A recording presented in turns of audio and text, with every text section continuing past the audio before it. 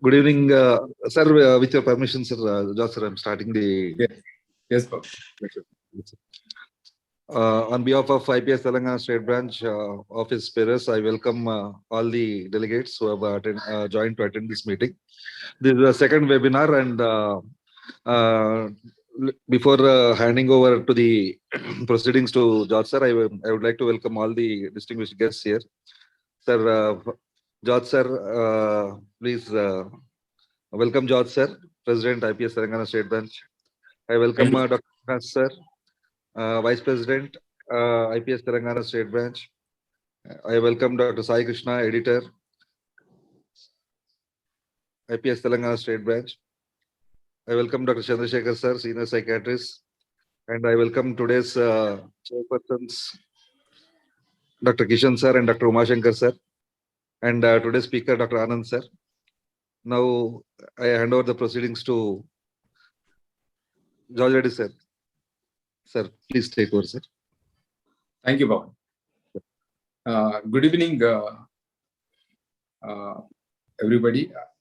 I think at the outset, first, I thank all the senior members present for today's webinar, Dr. Chandrasekhar, sir, Dr.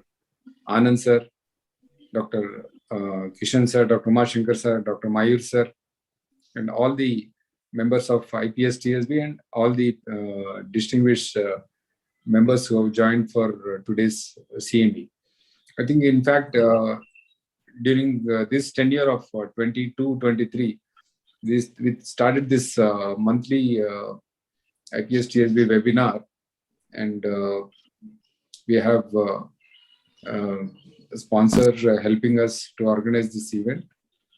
And at the outset, definitely, I thank all of you. I think there's a good number on a Sunday evening, and we apologize because there was a rescheduling of the program, the same program which was supposed to be held on in the month of July due to unexpected work from our speaker, Dr. Anand, sir. We postponed, but still, thank you, everybody. Without taking much time, I will hand over the proceeding to our moderator today, Dr. Sai Krishna. And before that, I should thank Dr. Minhas, Dr. Vishal, Pawan, and Sai, and Narayan Rao, and all the EC members for giving adequate support for organizing this program. Dr. Sai Krishna needs no introduction, but can you?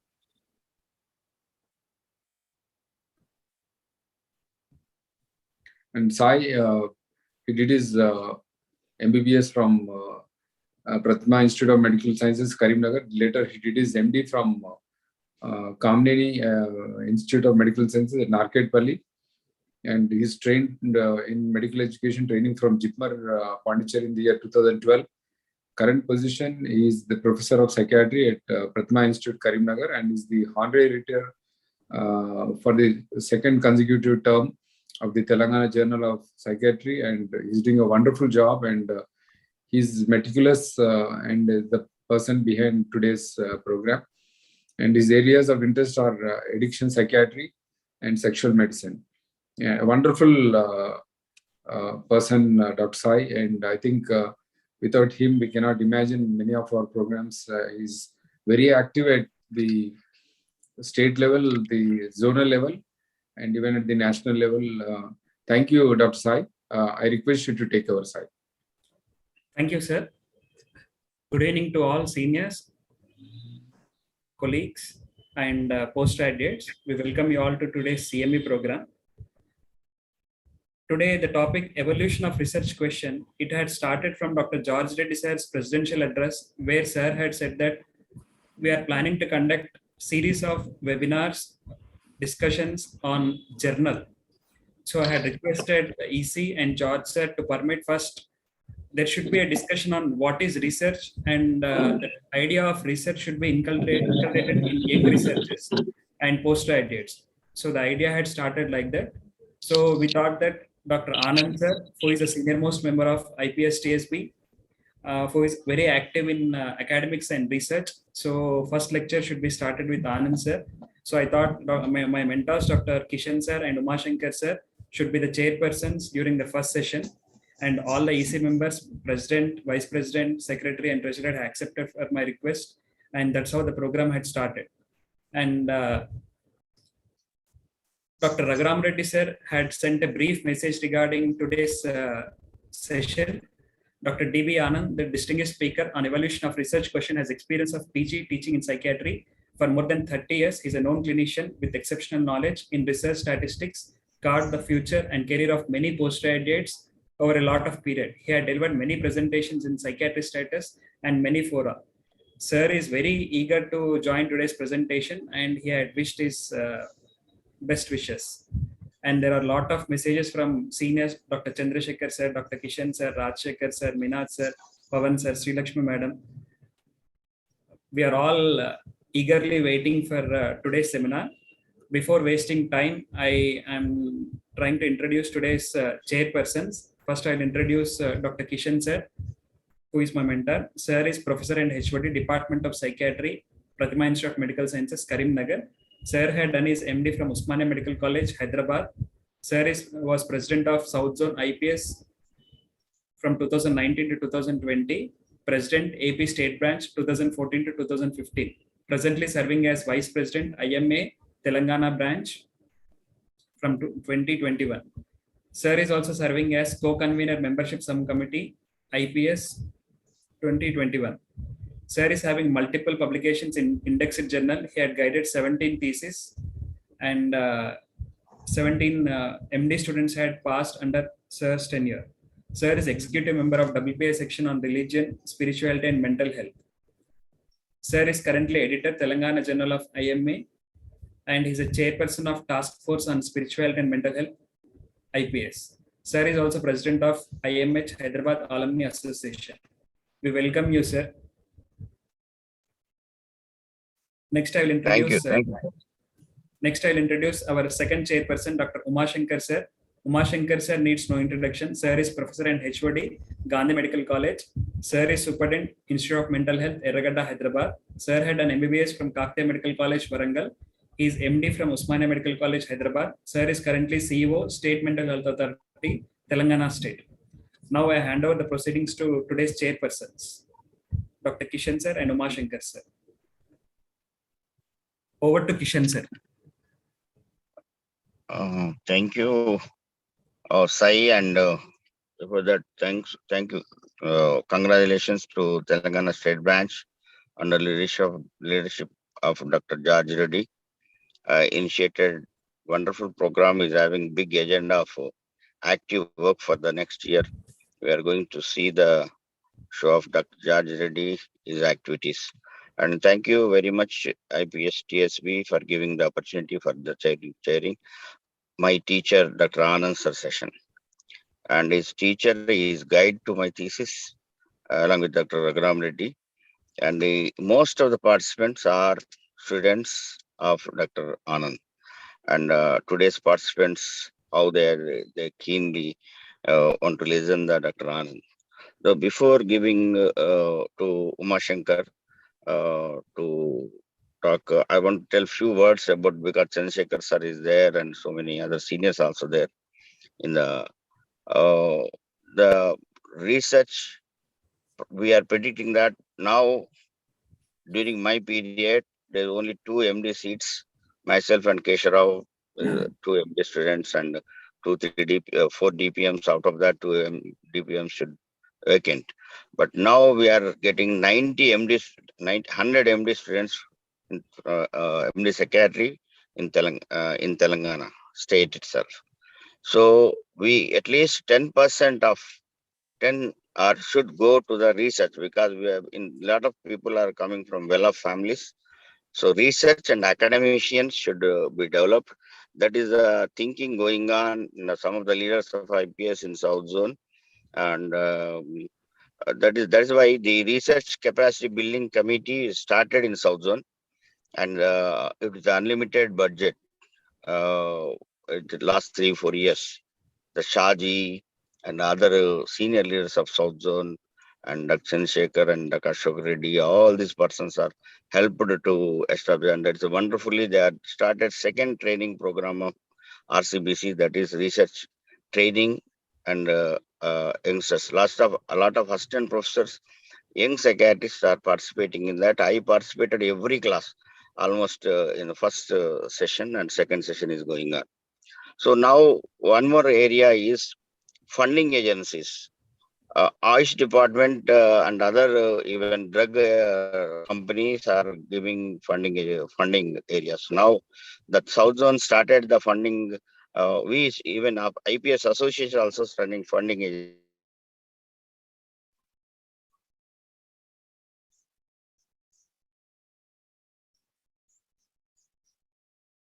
agencies beginning. So in support of this, IPS South Zone started 10 lakhs fund, that is a program research fund started in South Zone to support the RCBC, because they got we discussed with Ashok how to continuous funding for that.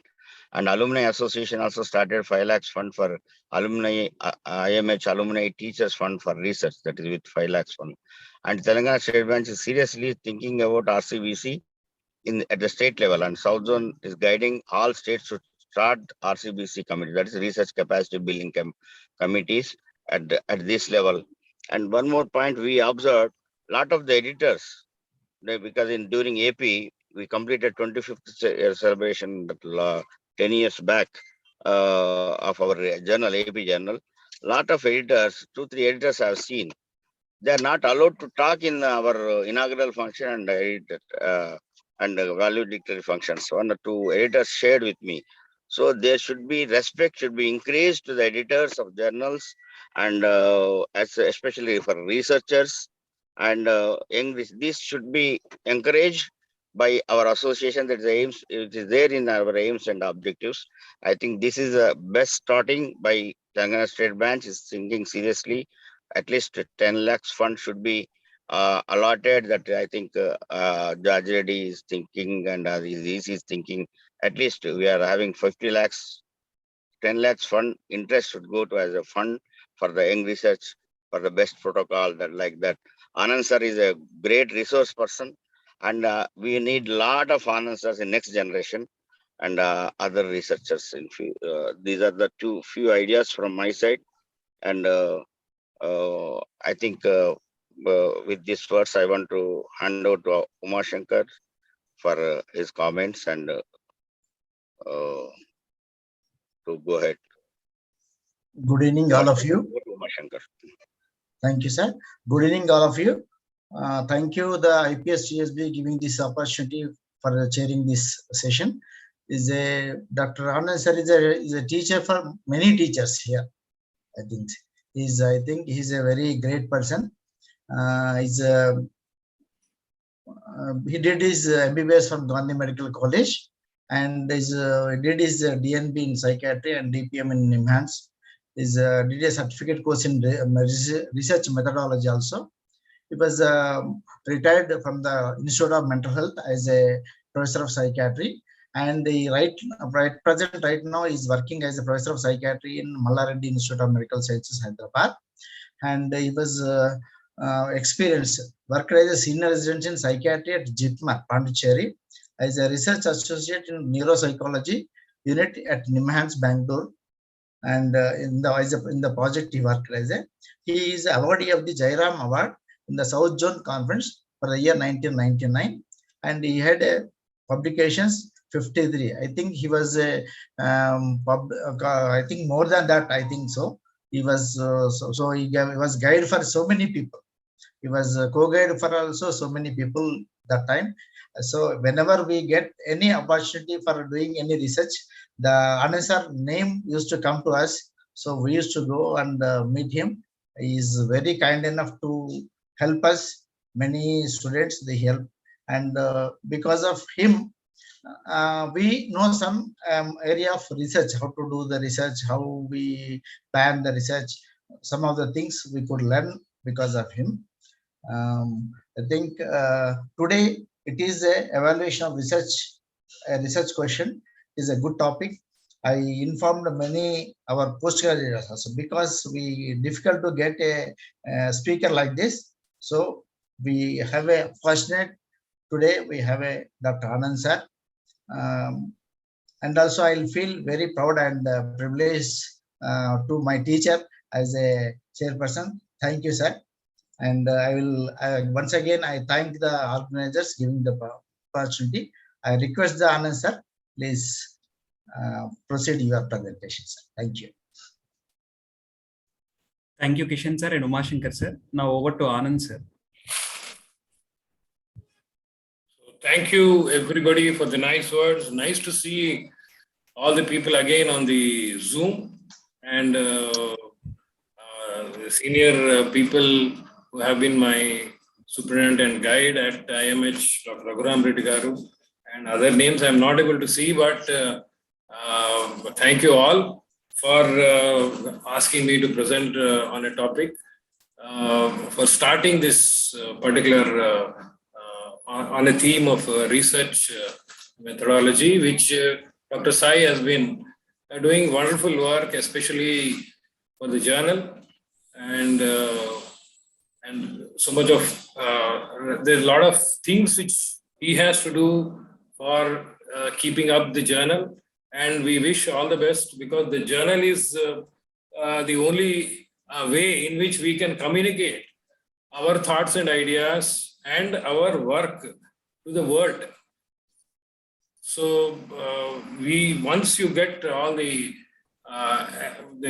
required indexes, which of course is trying a lot, definitely a lot of quality articles will definitely come, and it will become one of the leading journals. So I thank the organizers for actually I want to show this, for giving me this. Thank you so much. The plaque and also the shawl. Thank you so much. So I think I will start with the topic. Let me share my screen.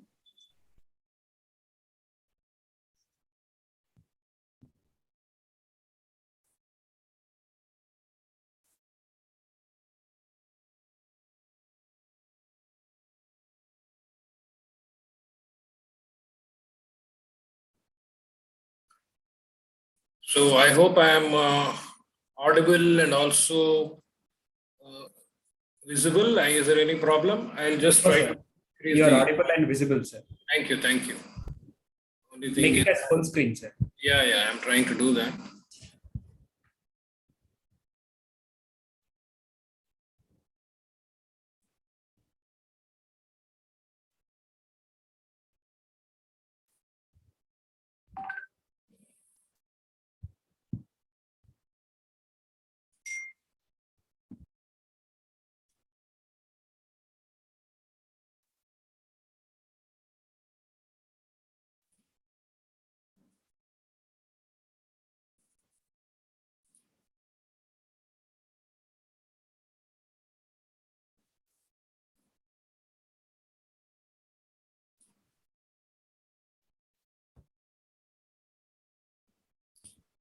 Just a minute.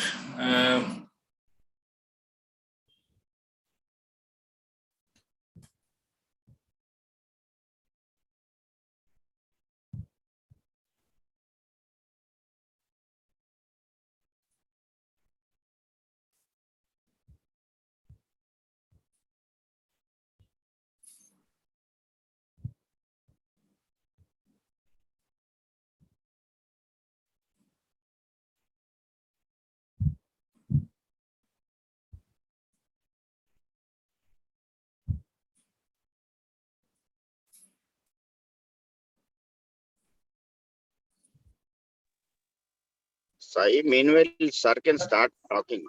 Yes. In Yeah. the down, sir, where the slideshow is there, no, sir. Here, I think so.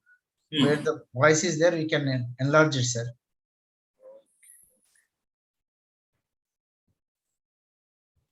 Sir, Sir, on the beside right side, just number, sir. Sir, on this here, side, sir. 62%, sir. Bottom beside 62%, you can Just click it, sir. Besides 62%, you can click. Left side Not to yes. 60. left side, sir. Left side, to left side, 62%. Left side to 62%.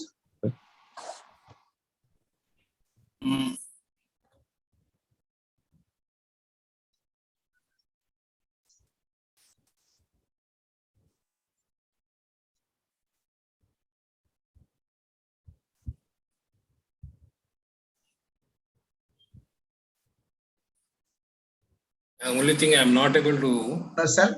expand Left. it in slideshow. No, sir. Left side, sir. Yeah. Just beside 64% is there. Just beside, you can click it, sir. The right side, sir. Right side. Right side. Right Right side. bottom. Just Right before bottom. this is a minus, sir. Not plus side. Minus side, you can.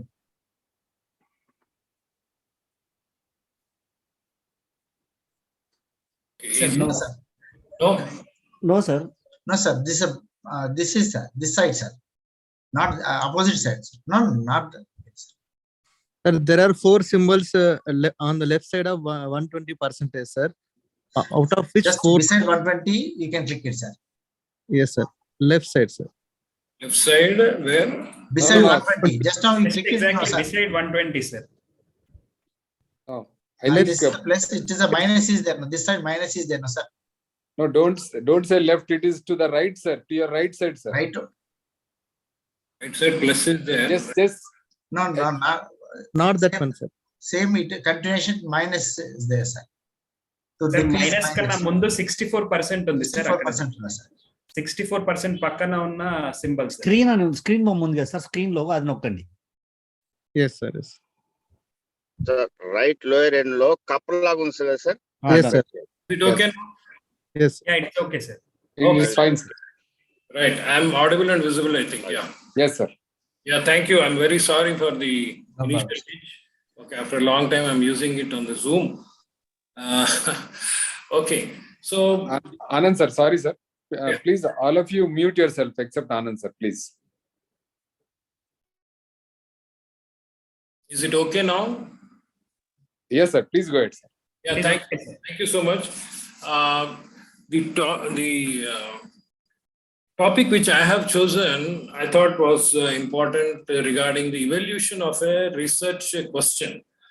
Now, what I'm trying to see is that how research questions have evolved, how the researchers have tried to evolve the questions, and how some of these topics are quite important these days, and how we can learn from the researchers who have tried to evolve the question.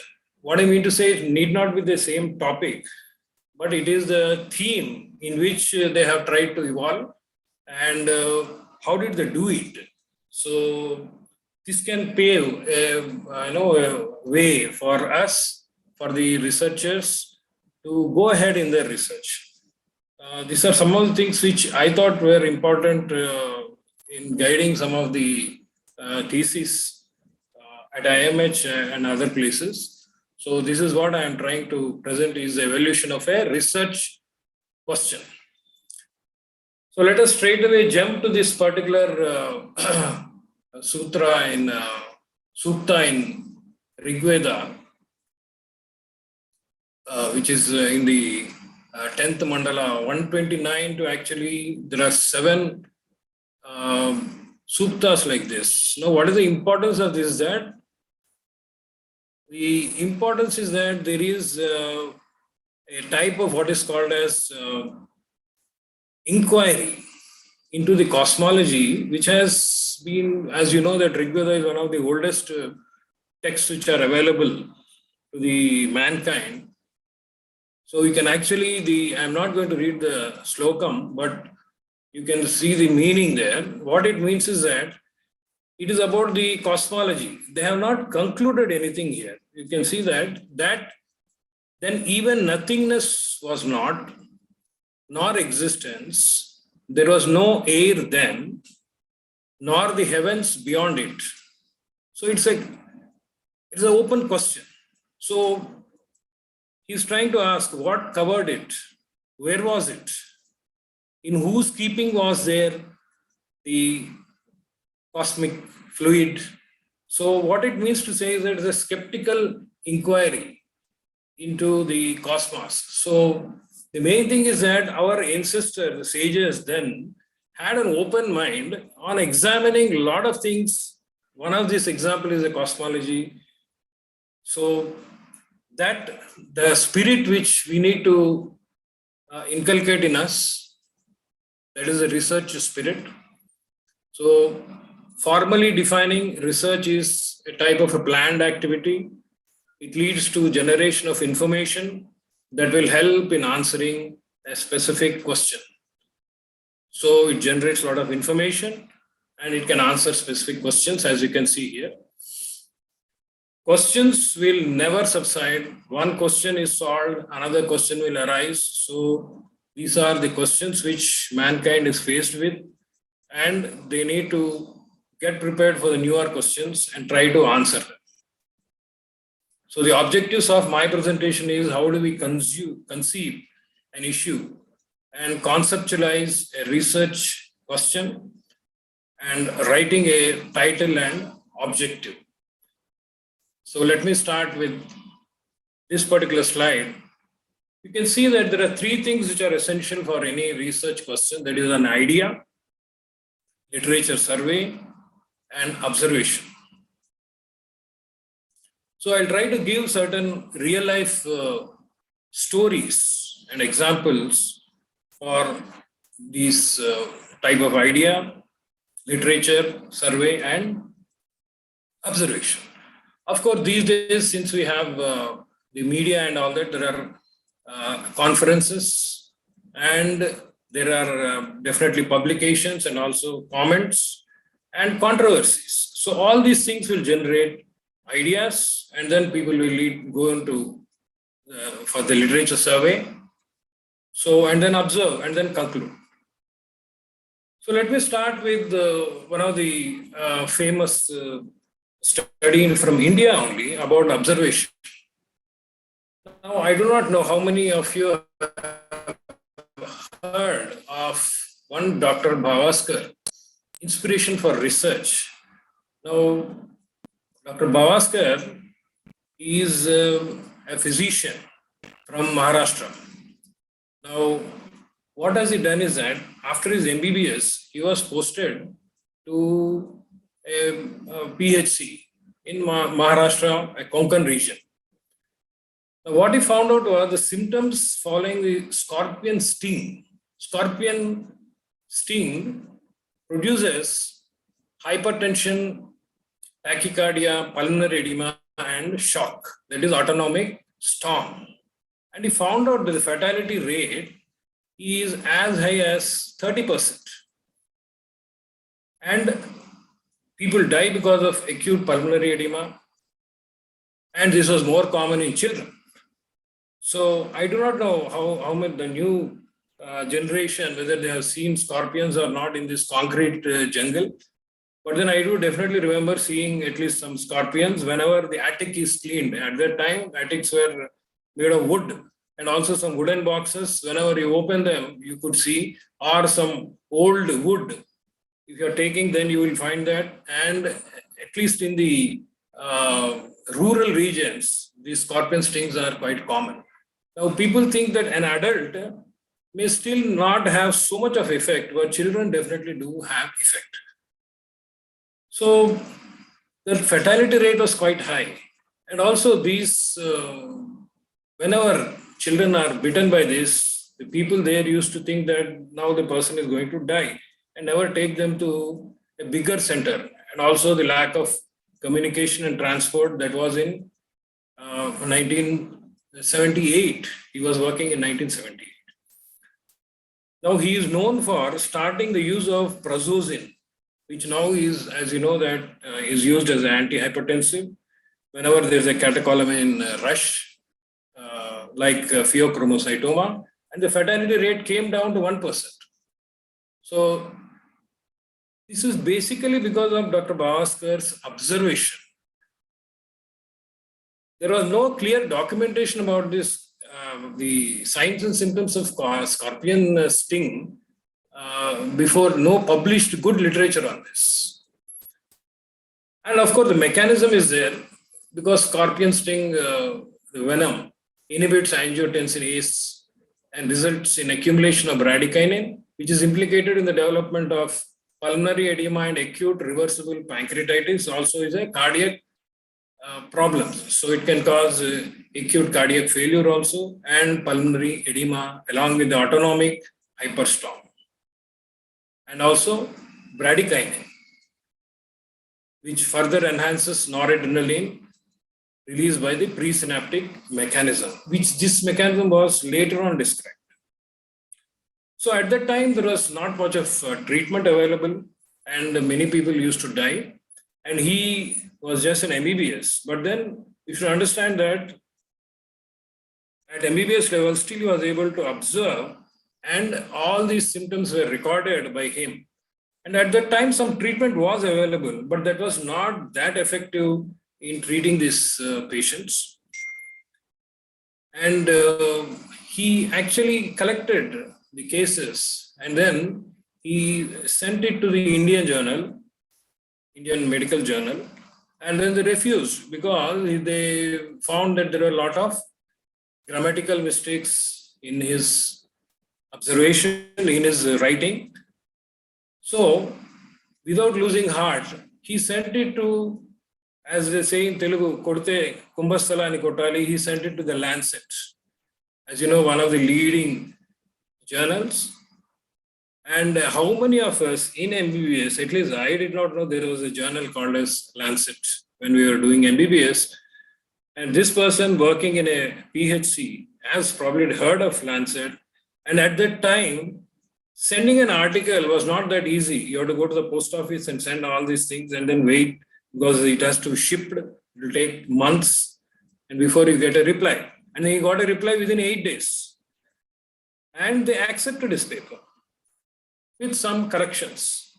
So, because they knew the importance of his observations. And then he started these patients. He again went back and did his MD general medicine and came back again to the same place and then started treating these patients with the sodium nitroprusside drip. Sodium nitroprusside has to be carefully monitored in an ICU. But then all these patients cannot be taken to an ICU. So he was monitoring by the bedside of the patients so that they do not go into hypotension. And there was a remarkable improvement and almost 90% of the patients had improved. But this requires an ICU setup, but then there was no other go. He had to do it there in the field. And each patient would take about 4 or 5 hours of observation, careful observation. Each drip have got to be controlled. So that was his contribution. You can see that this is the publication in the Lancet, Diagnostic Cardiac Premonitory Signs and Symptoms of Red Scorpion Sting. And then later on, he started going to the literature. Armed with the MD General Medicine, he was able to understand things better, the mechanisms and all that. And then his search in the literature, and then at that time, prazosin was coming into the market. So he started using prazosin. And then he published this paper in British Medical Journal, Efficacy and Safety of Scorpion Antivenom plus Prazosin compared to prazosin alone for venomous scorpion sting, a randomized open label clinical trial. And this has got a clinical trial registration and all that. So you see that although there was a lot of gap from 1978, there were some other publications also. But then in 2011, this particular paper has received worldwide recognition. But our Indian government only recently has awarded him Padma Shri. How recent? 2022. So it is not just because of his work on scorpion sting, but it was on so many other aspects on other snake bites and then also on ethics and a lot of other things, corruption in the field, and so many other research contributions.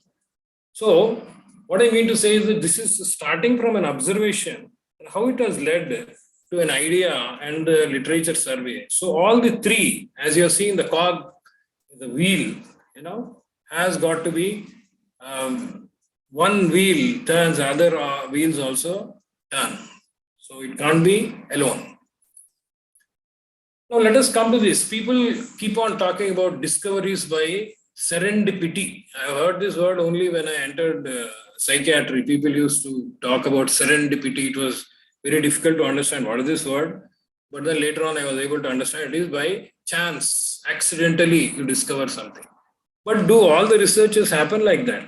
Very rare that things happen by chance. But as I say, that chance favors the prepared mind.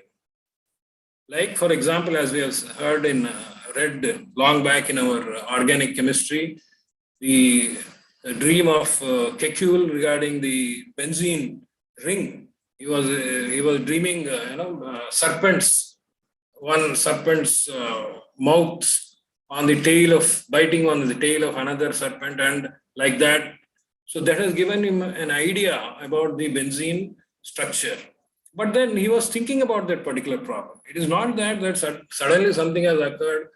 So suddenly something occurs to us, we will not be able to interpret it, and probably we will not actually, give any importance to that, because we don't know what exactly it is. So people, when they are working on a particular problem, when they get such sudden ideas, that leads to further research, exploration of that particular idea. So these are some of the things which people say as serendipity, like malaria therapy by Wagner von Jurek, Meduna's chemical convulsive therapy, von Sockel's insulin coma therapy, and Serlette and Binney use of ECT, as they themselves say that it is not that something we have discovered, but we are having a practical use of electrical shock. And John Cade lithium therapy, which I will go into a little more detail later on. Likewise, chlorpromazine, then iproniazid and imipramine. So let us come to this, our famous molecule, which we regularly use day in and day out. That is John Cade and discovery of lithium. So lithium has been a drug which is in use for more than 100 years, but definitely not for mania. And it was used actually for a treatment of gout as lithium urate. It was most soluble of the urates. So it was used for some other conditions also.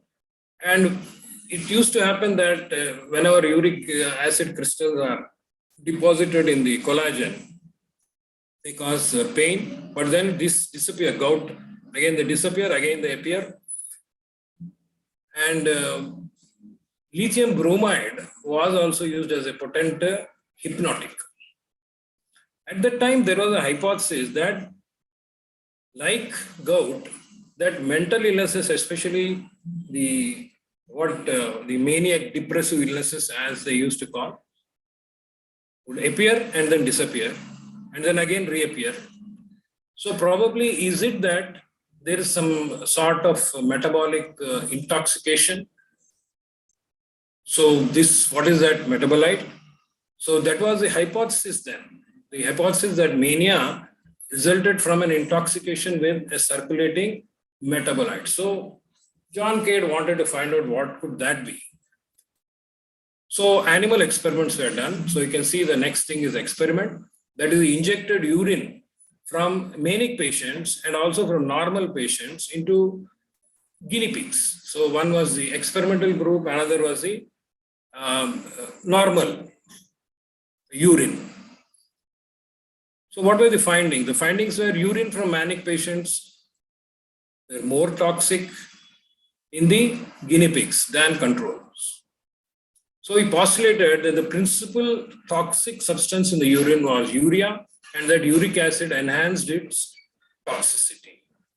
So at that time, the prevalent type of thing was that it is probably because of urea and uric acid in the toxicity.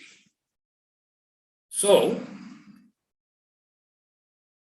having this hypothesis, so they wanted to more, once you know that there is some metabolite like this, you want to next go in for a quantitative estimation. So estimate quantitatively the action of uric acid. And uric acid is not dissolvable in the body fluid. And they selected a soluble urate that is called as a lithium salt. So lithium urate was used.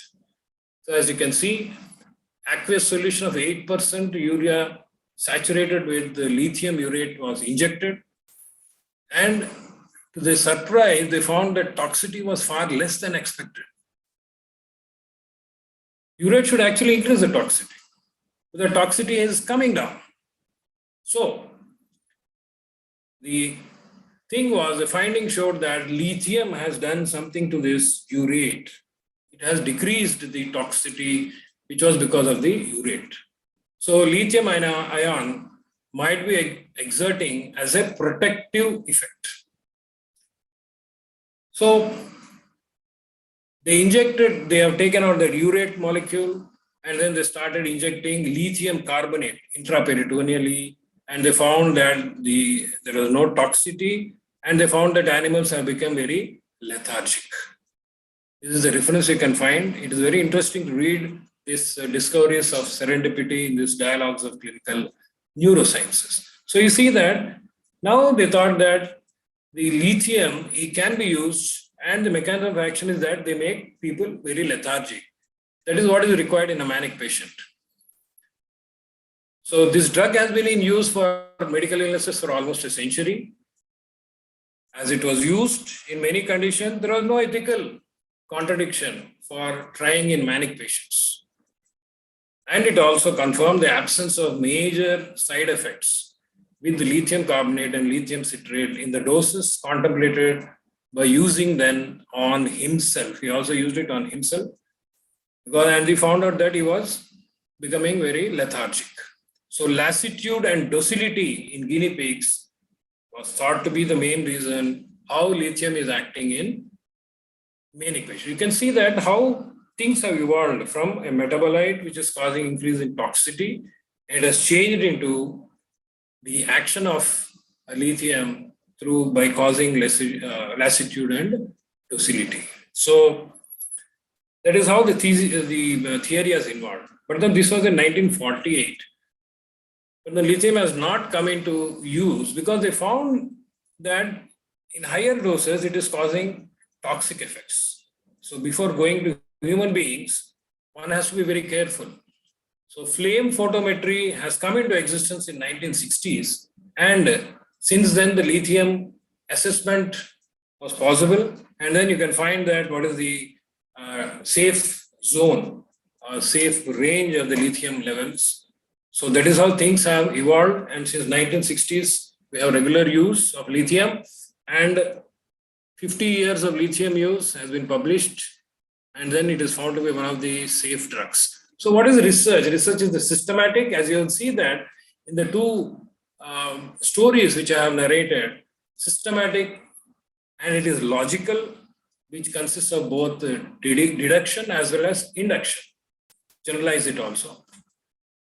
Empirical, evidence-based, it is reductive, and also generalization. Both are possible. It is replicable by methodology. Many people try it and then they find the same result. But then the story does not stop there for lithium. With the latest things on the physiology and neurochemistry, you can find that a lot of basic things about the lithium has been formulated. The basic things can again be used for applied. Now let us see how. For example, it attenuates the phosphatidyl inositol system, inhibition of adenyl cyclase, inhibition of phosphokinase, and increases BDNF. So this can be used from the treatment of acute mania and bipolar disorders, and also it has got anti-suicidal properties. You can use the basic for applied and applied for the basic to improve the lithium effects as well as the basic understanding about the lithium mechanism of action. So again, you can see the inhibition of GSK3 beta by some of the latest like the quantum tunneling model and other mechanisms. This has come into recent use. You can find that inhibition of GSK3 beta arrests the development of neurofibrillary tangles in mice. Hence, the application can be in the prevention of Alzheimer's disease or treat Alzheimer's disease. So Drosophila fly, adult onset model of the Alzheimer's disease, ameliorates amyloid beta protein. Now, please look at this particular slide. How many of us are familiar? I was not familiar before actually preparing this particular for this topic. That these are some of the registered clinical trials right now currently active with the FDA clinical trials government. You can see that some of them are lithium for fracture treatment. Lithium as a treatment to prevent impairment of cognition in elders. We used to say that lithium impairs cognition, but then because of this GSK3 beta, it can be also used for prevention of impairment in cognition in elders and in frontotemporal dementia. Efficacy of lithium against chemotherapy-induced neutropenia in the breast cancer patients. Effect of regulated add-on sodium chloride intake on stabilization of serum lithium concentration in bipolar disorder. So these are some of the currently active trials, and at least I was not aware. How many of you are aware that lithium addition in water, there is a lot of research which has gone. A lot of water, a lot of flood water has flown through the lithium flood water, but most of us are blissfully unaware about lithium addition in water. At least I was blissfully unaware. Taking into account the association between the suicidality and lithium and in Alzheimer's disease. So people have started thinking, can we add lithium in drinking water? You can see a lot of references I have given. Some of the latest references also are there. So speculation on a possible role of lithium as a trace element for mental health may be reasonable. This is the summary of the research on addition of lithium in water. Actually, this has appeared in Times of India, but none of us are aware. 2 years back, lithium in drinking water may have anti-suicidal effect. So lithium in drinking water, lithium can be found throughout the world, like in brine water, sea water, and fresh water. It has got less, but brine has got, like for example, in places like mountains and all that, wherever water is there, that particular brine waters will have more lithium. So daily lithium content from food is estimated to be 2 milligrams per day, and with the primary source being the grains and vegetables.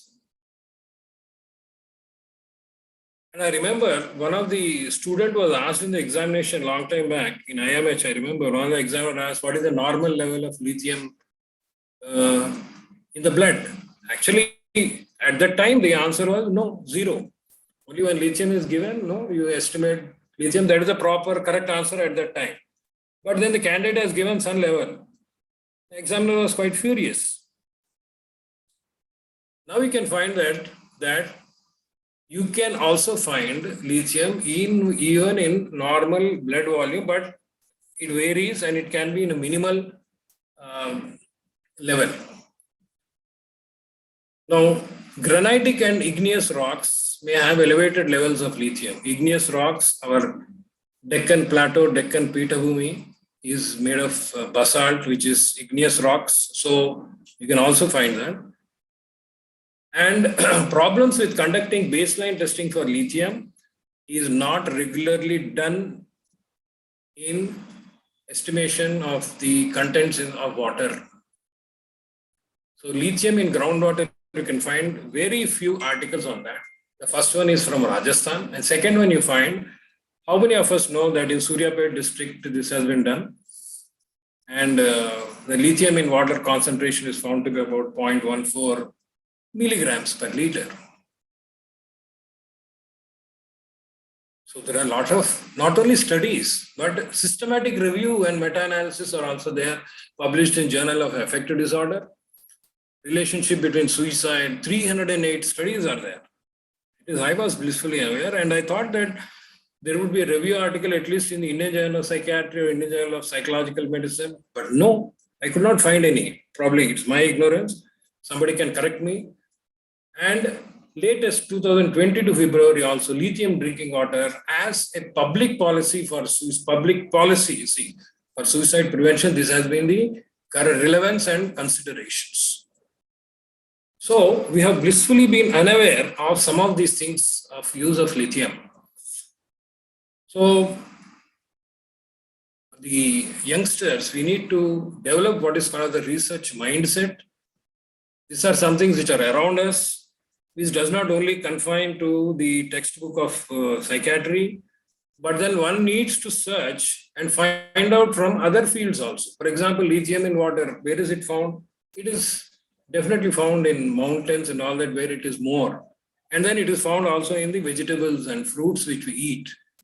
So these are some things which actually has nothing to do with the proper psychiatry, but definitely to do with the research. So the research mindset is we need to sift and synthesize the vast information that is available on the internet and other sources, and developing one's own perspective by understanding that information. One need to look at the various angles at it and try to develop a proper research and conduct a scientific inquiry in a structured manner. So these are things which many of us know. That is about the literature review. There are a lot of search engines these days. I am not going to detail.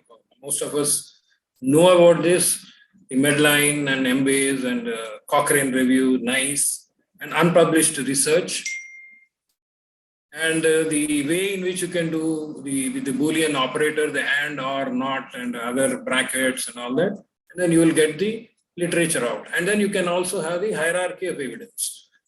The highest being the systematic reviews and meta-analysis, followed by the controlled randomized trial, definite and clinical significant effects.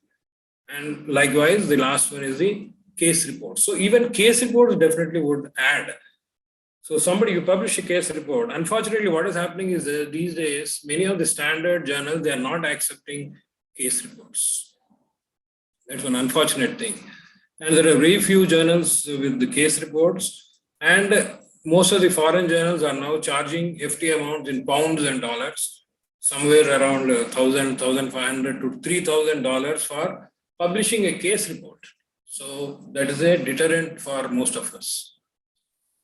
So now let us take the same thing in lithium and how we can develop a research question in this. Sorry.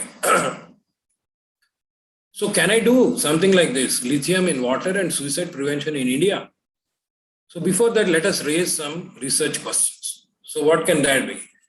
So what are the water quality standards in India? That is what, in my area.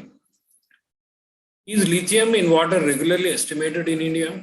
We need to go and search. Definitely in the, we have got Google and we have got a lot of Indian sites are there.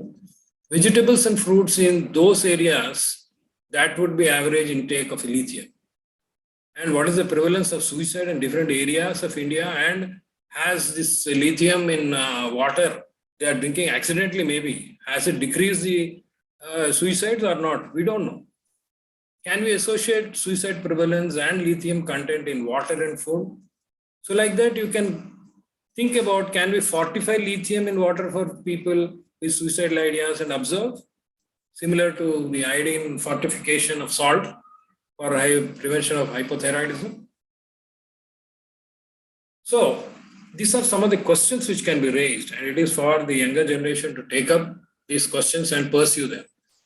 So whenever we are reading a paper, the review of studies, not just the abstracts. Many of the times you will find, I'll show you some other slides where reading only the abstracts and making conclusions out of it may not give you the full picture, and probably sometimes it could be even misleading. So you have to go through the entire things like aims and objectives. What are the aims and objectives of the paper? What are the population studied, exclusion and inclusion criteria, tools employed, etc., statistics employed, and study results carefully for any deviations and errors.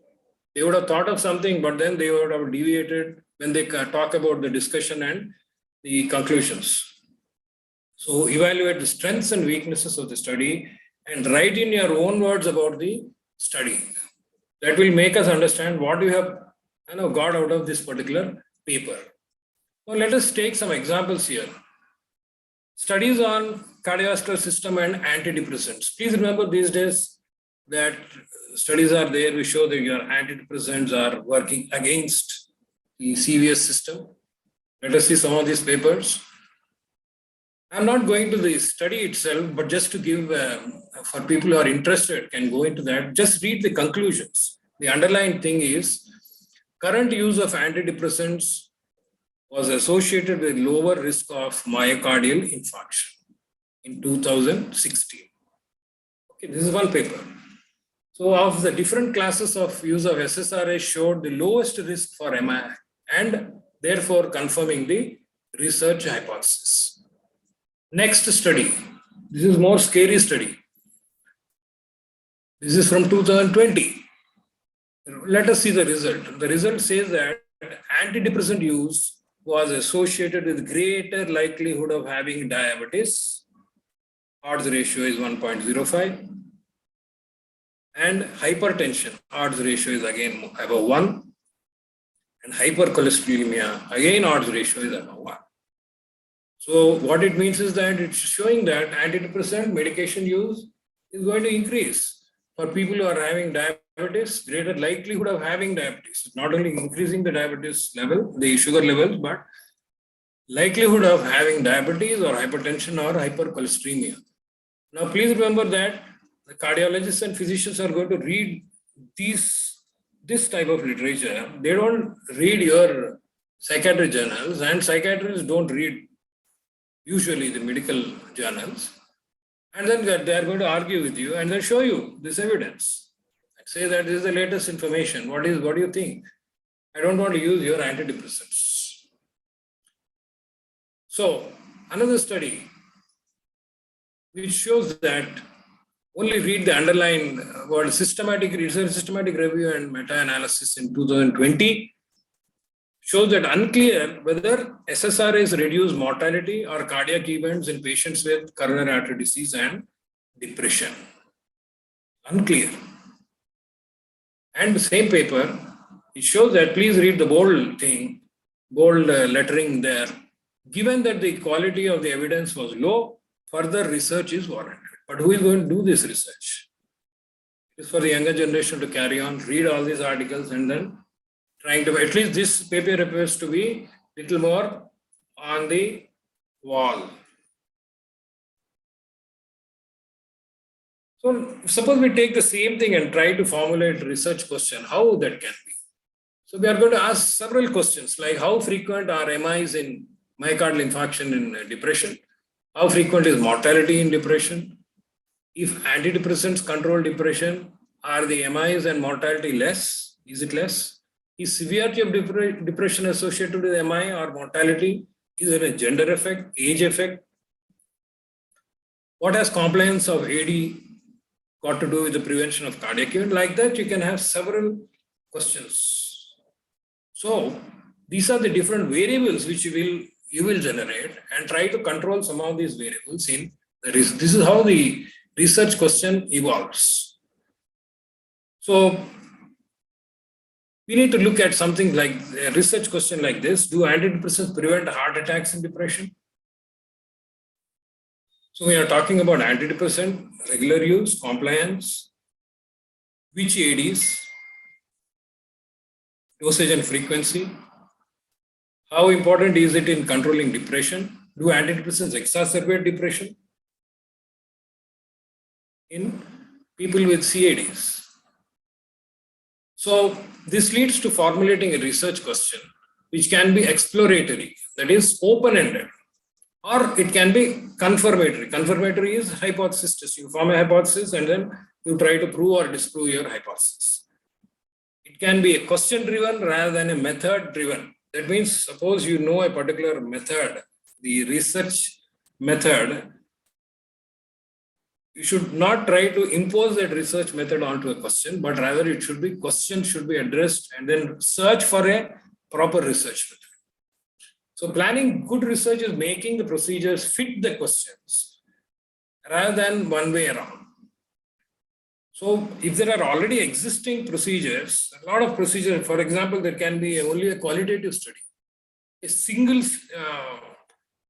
a person may have a particular peculiar problem, and then you can follow up that single case studies. So these are different, it need not be only a quantitative research methodology. So what can be the components of a good question? Objective, setting, the question should address all these things. Study design, study subjects, intervention or exposure, comparison and outcome.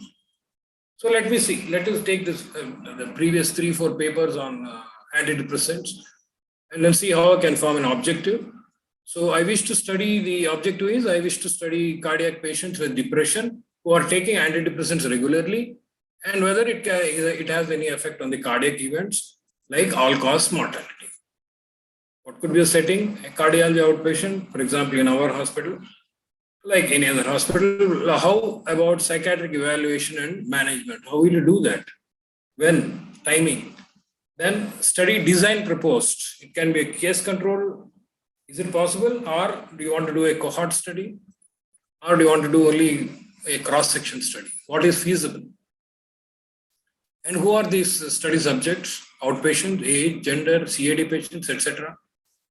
Now, intervention or exposure. So in what type of study intervention is possible? Do you need to do a double-blind placebo-controlled trial? And which AD to use? And duration, how long? 1 year? More? Outcome? Myocardial infarction and mortality, all-cause mortality. So you can see that I have addressed most of these objective, setting, study design, study subjects, intervention or exposure, duration and outcome. That means I am clear in my aims and objectives. So important issues in formalizing a study is the issue relevant to mental health? For us at least. Is it common or done by many? If it is done by many, then is there something new from this or not? Otherwise, it is what is called as reinventing a wheel. There is no need to do that. Then are adequate resources available? Type of the patient area, sample, library, lab and tools. It was very difficult to get literature before the internet use and the World Wide Web. Definitely all of us, all the seniors definitely know that. Many of the medical colleges are poorly equipped, except maybe some national institutes, but most of the medical colleges have poor library resources, and so that you won't have any resources, literature to read. And what will the time frame be sufficient? This is also very important. Ethical and other aspects are important. Another important aspect is it feasible? Like whenever there's a problem whenever the students immediately get into an MD psychiatry, that within 6 months they should be able to submit their protocol. But provided they read that, they have a particular literature survey. So the guide can give them a particular area or a topic, but then it is for them to search and come up with a particular, some ideas, which can be again formalized. So for example, somebody takes up like Is it feasible to do something like, does schizotypal disorder lead to schizophrenia?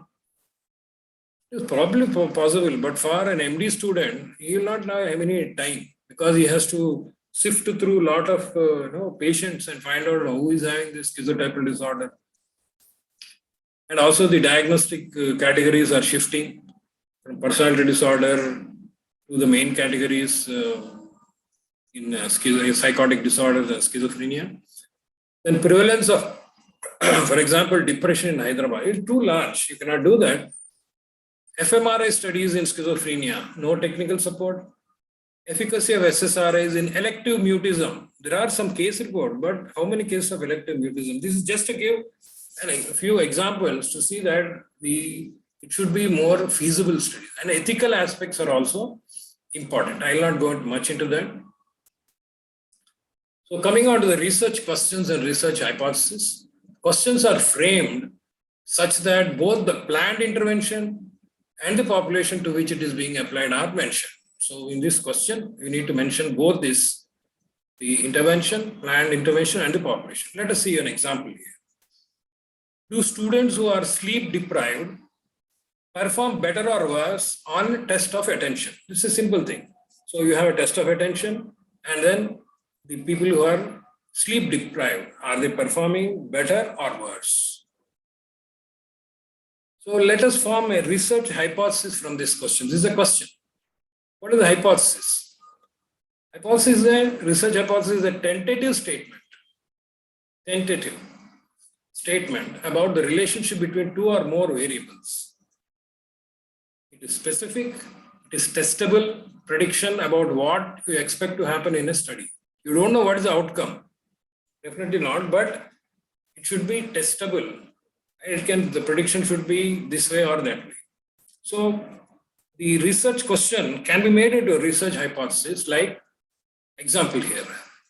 Taking the same thing about the sleep deprivation, this study is designed to assess the hypothesis that sleep deprived people will perform worse on a test than individuals who are not sleep deprived. Now here I am trying to find out the relationship between two or more variables, and I am trying to compare between two groups, and then there is a test on which I can do that on attention test.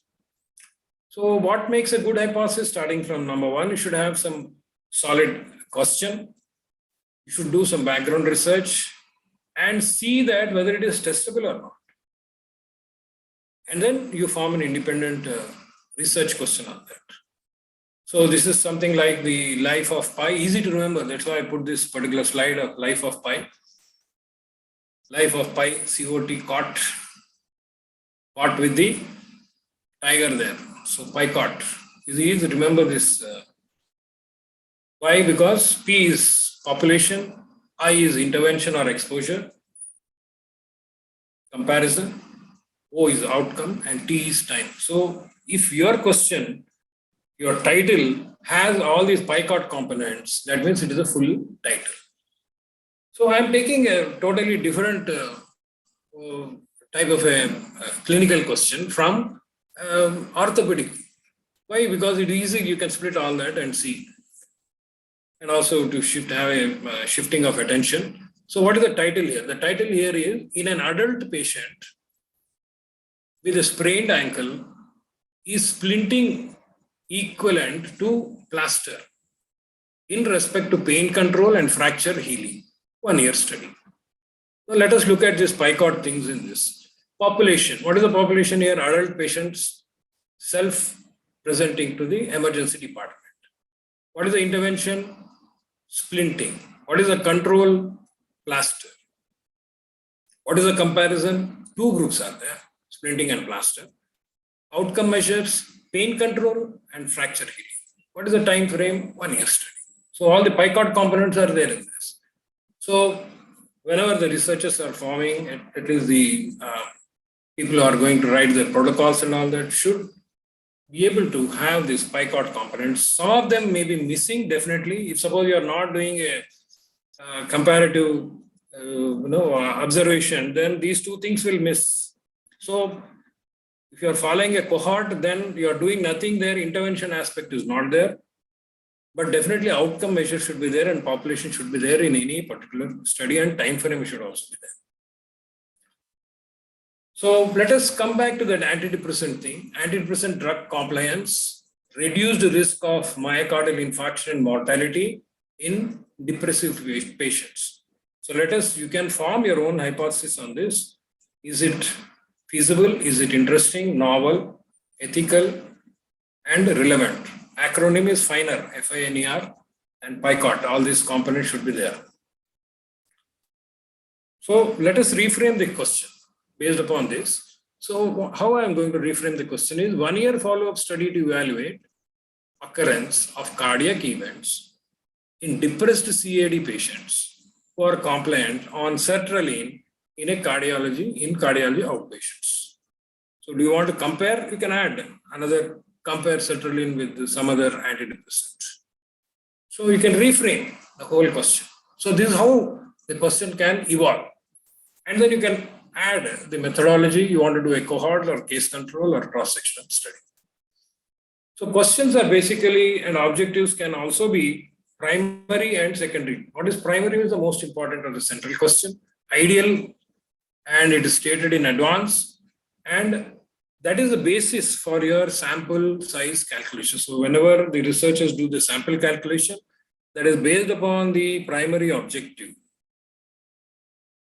Secondary are related.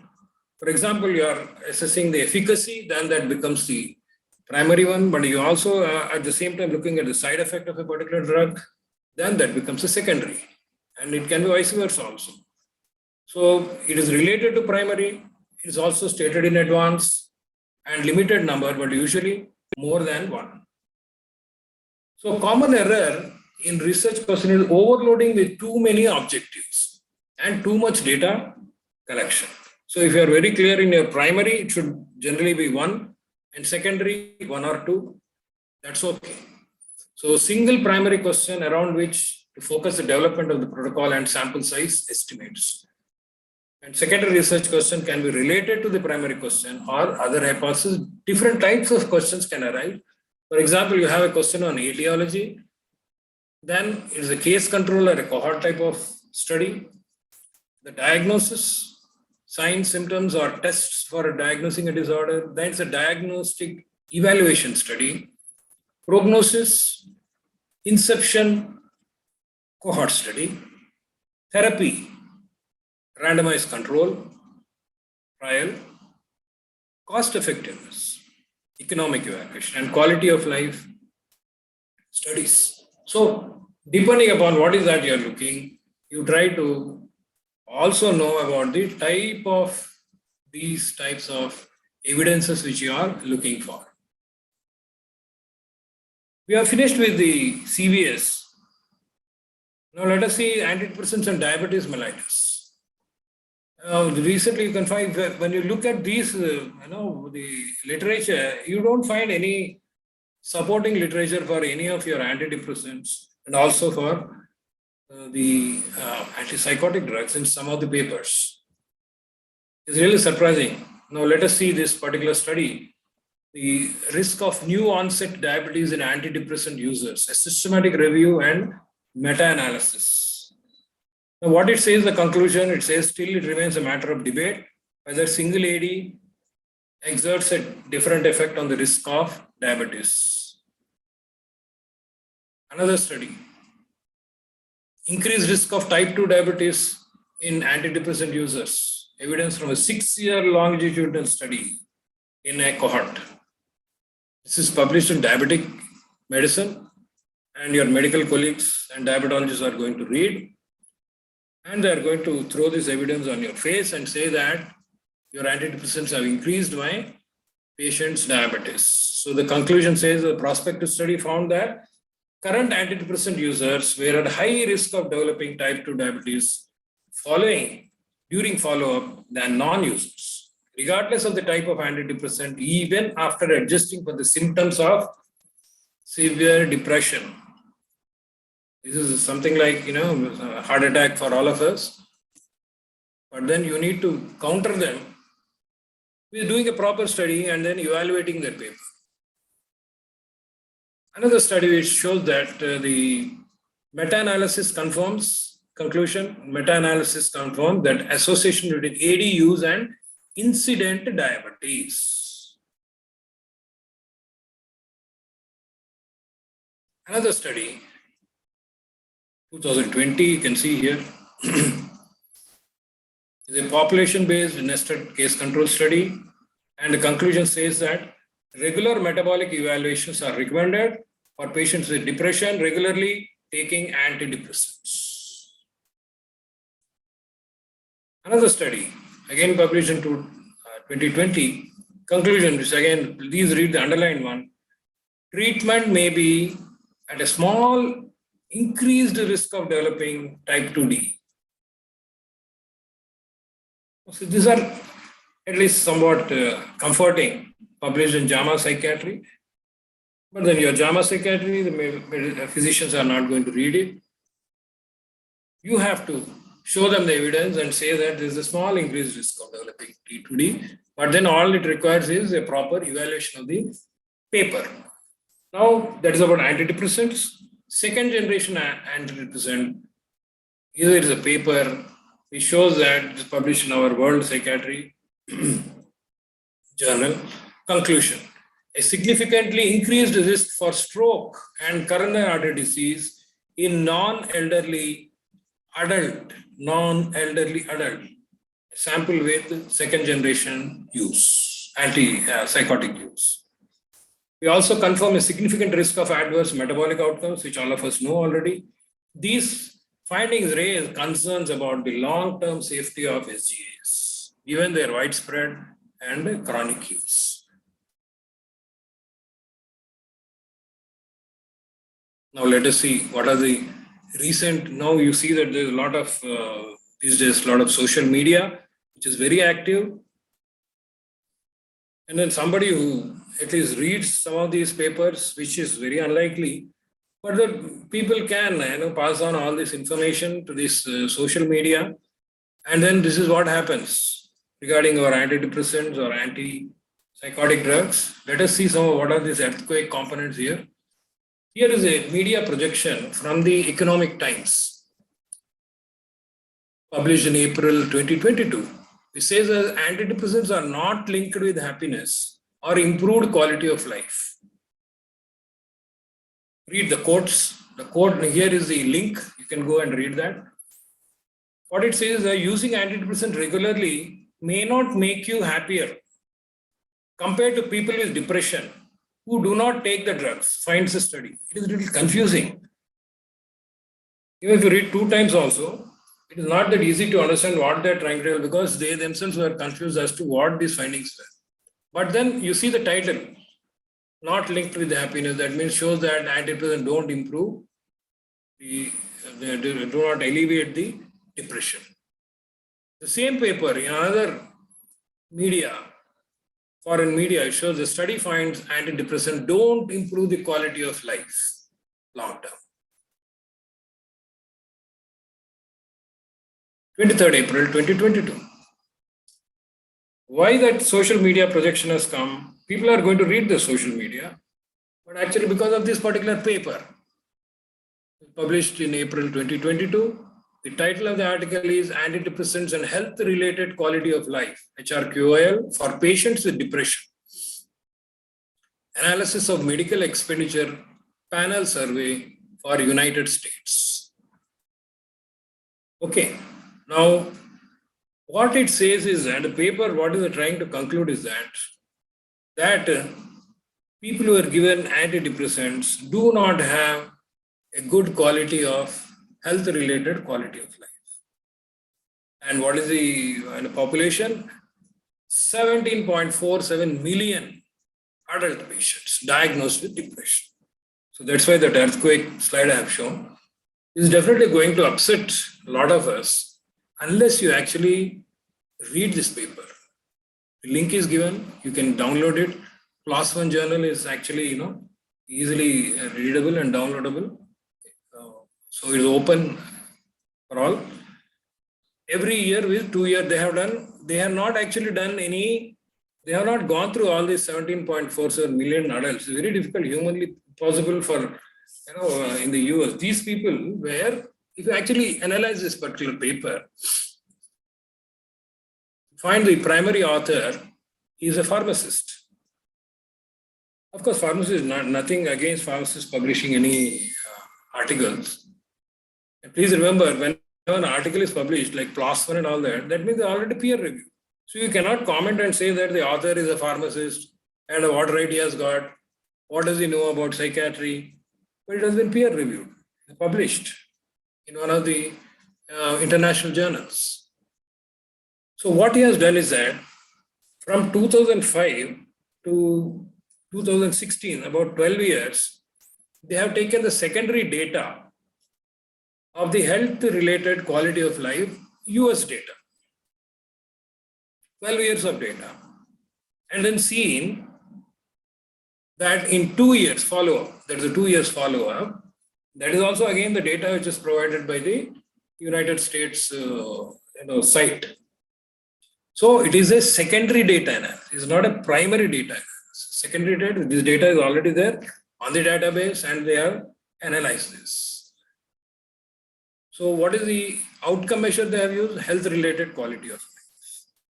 For 2 years they have been followed, and then they found that the antidepressants are not doing anything to these patients. But the social media, you have seen the projection was different. So you see that there is a lot of problem when you start reading only the summary of this paper. You should definitely read the entire paper. You will find that a lot of loopholes are there in this paper. Basically, as I've said, it is a secondary analysis. There's nothing wrong in doing a secondary analysis. But the problem is, the most important crux point here is that how did they look for depression in health-related quality of life measure? What is the measure? Did they use any depression instrument? They have not. They have not used any HDRS or BDI or anything like that.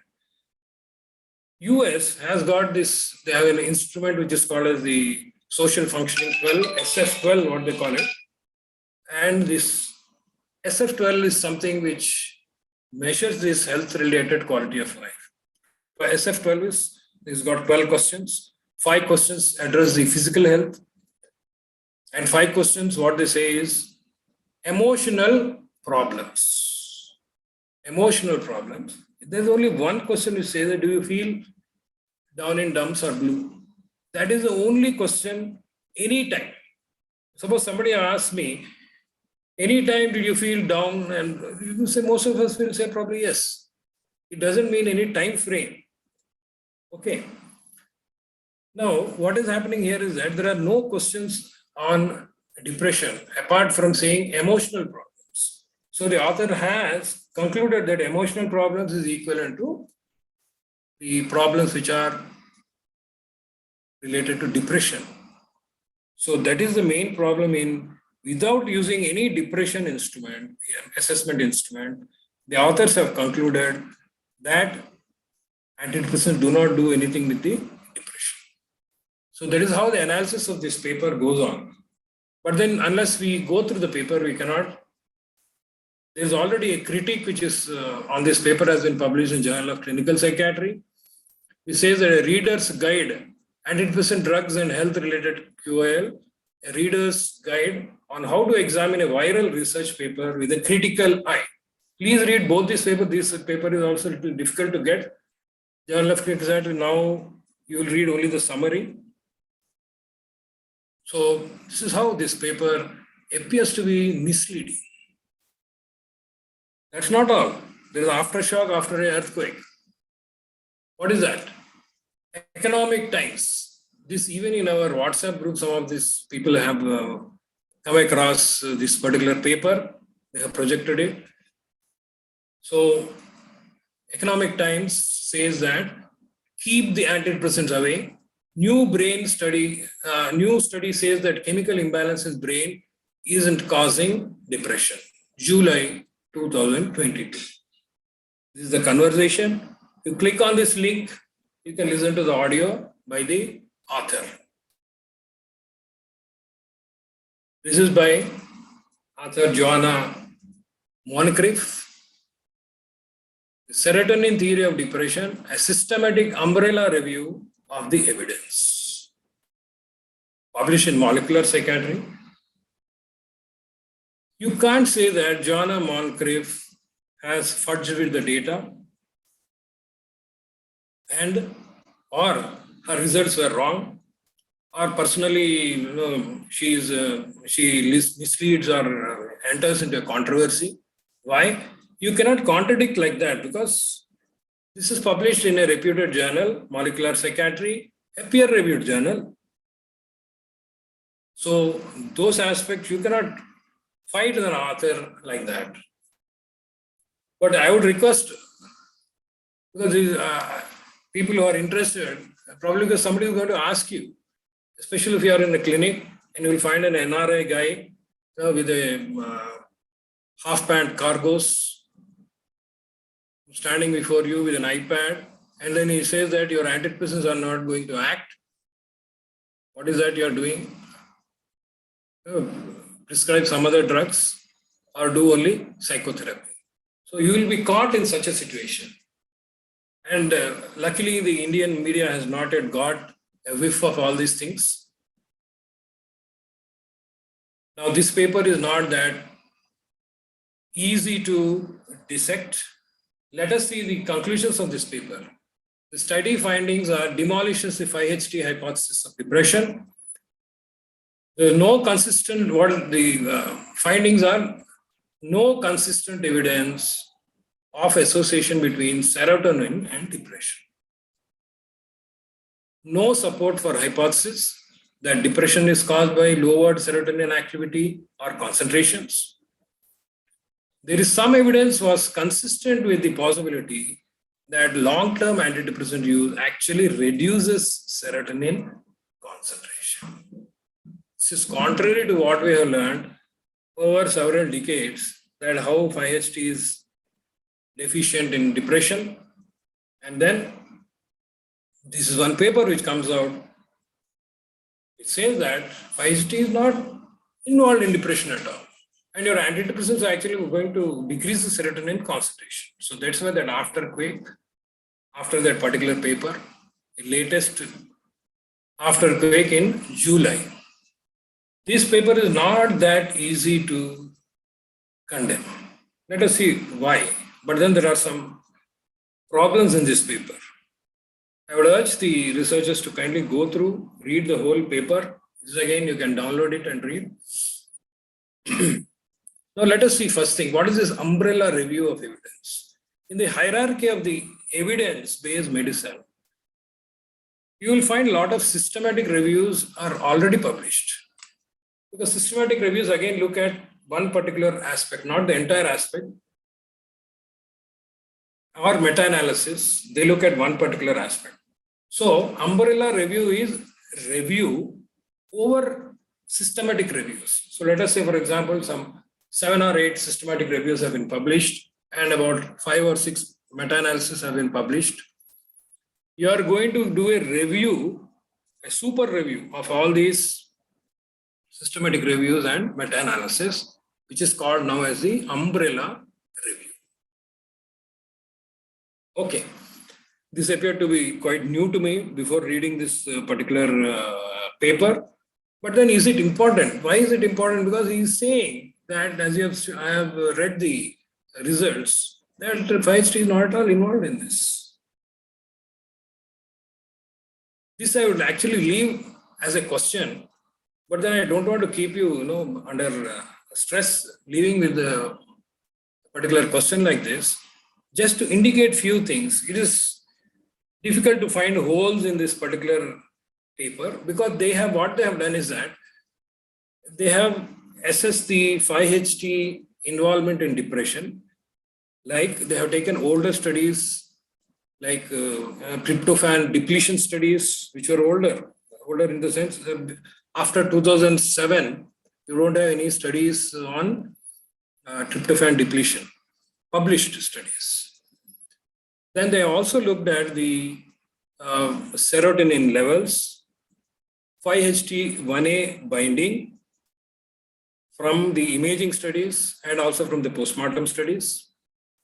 They have looked at the CERT, transporter proteins, and they have also looked at the genetic studies on CERT.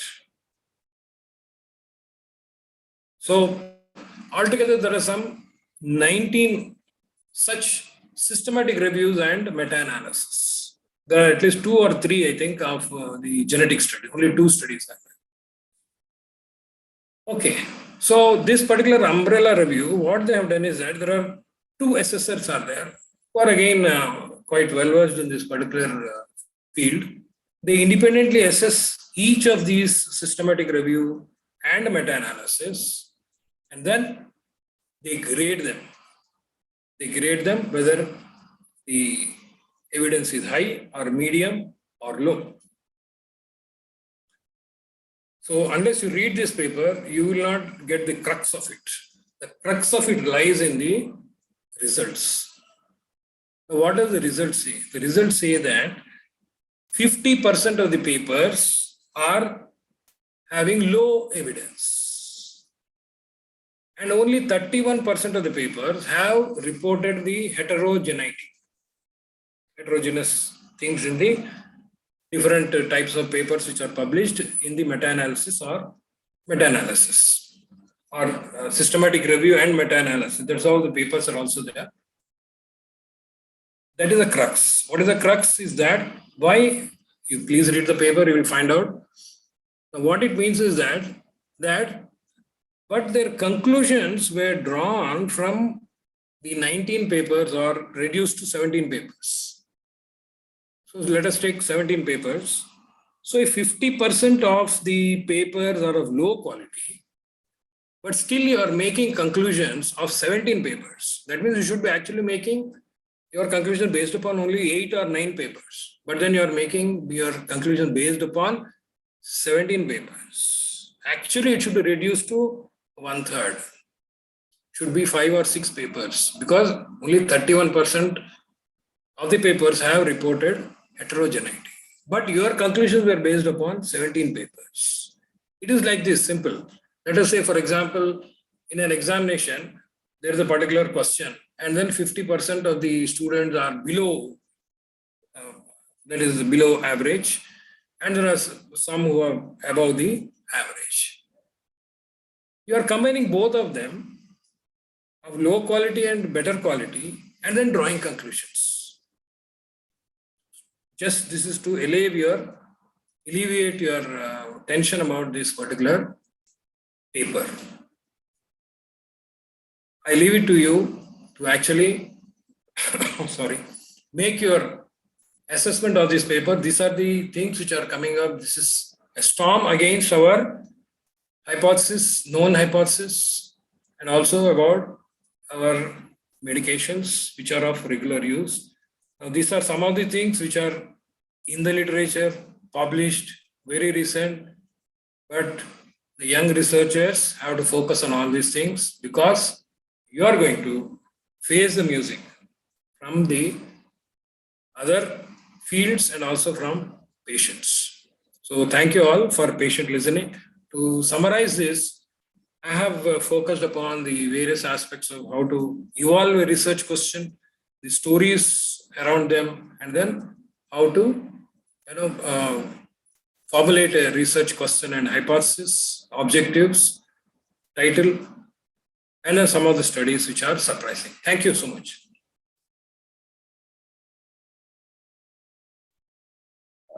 Requesting Yeah, Umar. thank you. Sai. Thank you, Anand sir. That was an excellent presentation, sir. Sir, right now there are no questions posted, sir. I request chairpersons to give their comments first before any audience post some questions. For comments, I'm requesting Uma Shankar. Invite the questions from the audience, number 1. Number 2, put your comments. I think I will put some comments at in the last stage. Sir, Yes, sir. I request Anand sir to stop sharing the screen. Okay.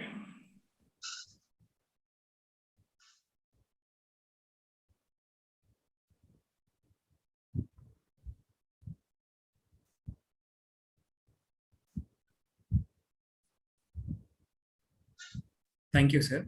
Very good, excellent presentation of vast presentation, sir. I think it is helped a lot of students how to proceed for any research. Today, I think I saw one letter from the NMC also. There is how important of research for the postgraduates who complete the post-graduation. Minimum things are required. So that is maybe the reason for these organizers, they asked for this presentation. Definitely it is more useful, as well as here some of the hiccups, how to do the research, what are the problems we will face, and also when you are presenting the data also, how to present it. And these are very important things. I think with this presentation, I think most of the people have benefited.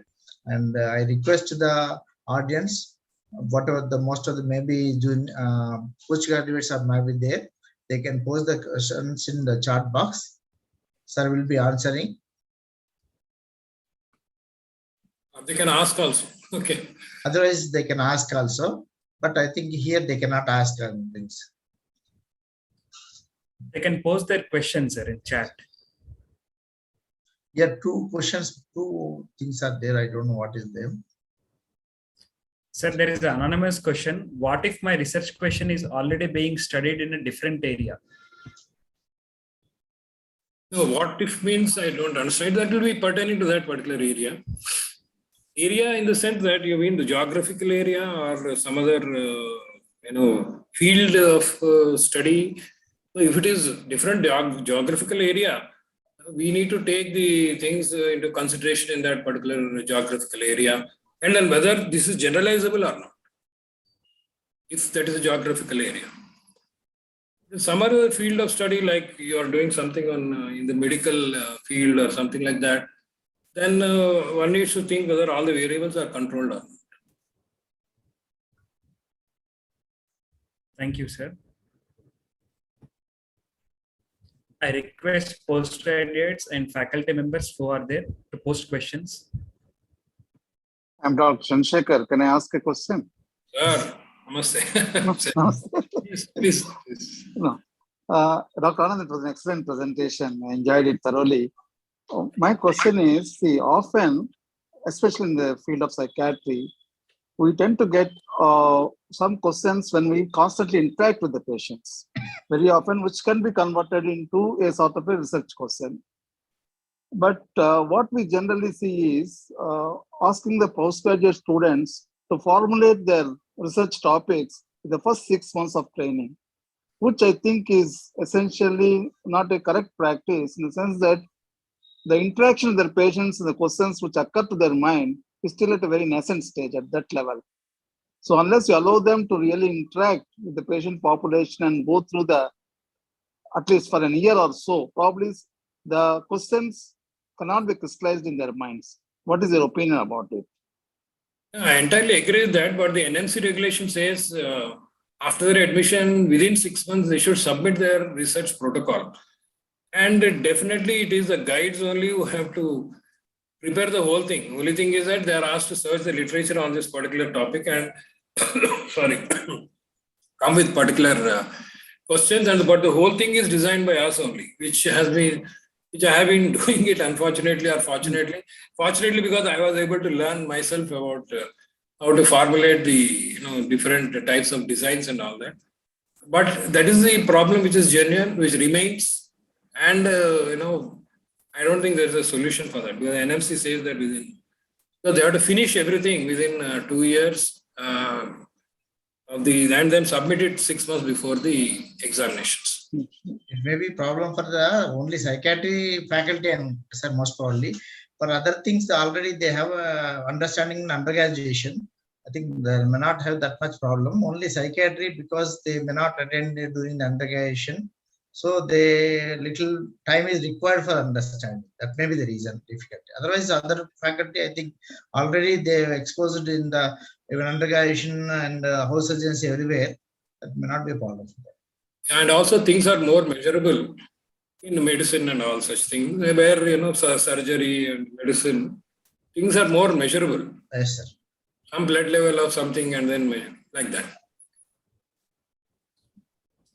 Sir, there is one question from Dr. Nitin Kondapuram. Can you share some light on qualitative research question and quantitative research question? Yeah, qualitative research questions are not as formalized like the quantitative research question, meaning that the testability and the validity of particular such instruments are not there, but then various methods are there to get the information. Like focused research groups and other types of areas are there, and the information collected. For example, let me go into this particular HDRS scale which is used. Initially, they have collected the, they have asked the patients about what do they feel like, about how they are feeling. And they have collected all that information from different patients. And then they have formed the different themes. So that was a qualitative study initially. But then it has been more structured later on, and then it evolved into the Hamilton Depression Rating Scale. This is what my reading about the Hamilton Depression Rating Scale is about. So qualitative research definitely is required, because you cannot be stuck up with only some instruments which are available and you keep doing it in your local area and then standardize them and then use it. But then you need to develop newer instruments, and the initial step would definitely be the qualitative research. So I think it should be a continuity rather than should not be viewed only as a different type of research, and then give lower marks to qualitative, which I don't think many of the psychiatrists would do any qualitative research. You find definitely in the psychologists and sociologists doing a lot of qualitative research, but psychiatry it is still very less. But I think it's a continuity. One more question here, sir. Sir, thank you for the session. My question is that practically what to do if patient or our colleague from different branch come up with papers contradictory to what we have been practicing, like antidepressant therapy and depression. Practically how to handle such situation currently? I don't know whether it is an MD student. For MD student, research design is more important, outcomes are less important. For other researchers, definitely outcomes are more important. So if you are only an MD student and all that, your research design is more important. It should not be, the same title should not be there in the university for the last 3 years or so. So you need to actually submit, with your signature that in the last 3 years, the same title has not recurred. This is the latest NMC. If it is not MD student, where you're not that much interested in the outcomes, because sometimes definitely it is the limitation of the sample sizes and all that, that you may not find some things which are significant. You're not definitely aiming, you're definitely aiming for significant, but then you may not find it also. The research design itself, how it's executed, methodology is more important there. But if it definitely a genuine research which you want to publish and all that, these things are very important. You need to go through these papers which I have, for example, some of these things which I have told you, which I have projected, and then you need to sift through the whole literature and then form your own perspective and design a study. It could be contradictory to whatever is presently available. So one more anonymous question, sir. Sir, for cross-sectional studies online, how do we choose study population, especially these days when everyone and anyone is sending Google Forms? Yeah, the problem will be there. The genuinity, suppose I get let us say I get a questions with 100 questions, and that's in the Google form, then I may not be that much interested to answer all the 100 questions, is it not? So a researcher is more interested than the person who is a participant. So one has to think of all these things, whether you want to do only in Google Forms. Only in Google Forms, I don't think is advisable. One definitely has to go and appear before the subjects and then see how to limit your questions and all that. It should not be boring. It should not be repeating for the participants, because participants' interest is the most important. And I don't know how much genuine the person is answering on the online. So that problem is always there.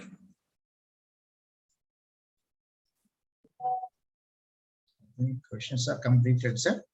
Sir, there is one more question by Dr. Sri Lakshmi Madam. In your experience, how feasible is it to do a qualitative research as a PG thesis?